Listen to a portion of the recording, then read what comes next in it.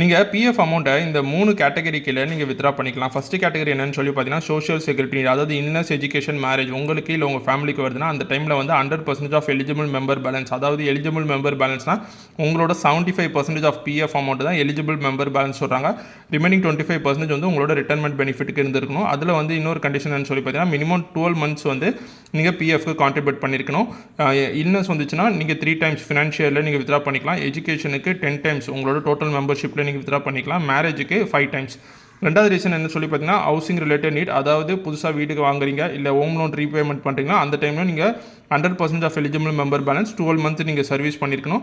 5 times உங்களோட membership இதில் நீங்கள் வித்ரா பண்ணிக்கலாம். மூணாவது ரீசன் பார்த்தீங்கன்னா, ஸ்பெஷல் சர்க்கம்ஸ்டன்ஸ், அதாவது நேஷனல் கலாமிட்டி இல்லை ஃபினான்ஷியல் ப்ராப்ளம் வருதுன்னா அந்த டைமில் நீங்கள் 100% of eligible member balance 2 times ஒரு ஃபினான்ஷியலுக்கு நீங்கள் வித்ரா பண்ணிக்கலாம். இதுதான் வர புது அப்டேட் பிஎஃப்ல. இந்த பேசிக்கான இன்ஃபர்மேஷன் எல்லாத்தையும் தெரிஞ்சுக்கோங்க. யாருக்கு யூஸ்ஃபுல்லாக இருந்ததோ அவங்க ஷேர் பண்ணுங்கள். தேங்க்ஸ் ஃபார் வாட்சிங். இட்ஸ் பை ஃப்ரம் பண்ணிக்கிறேன். பை.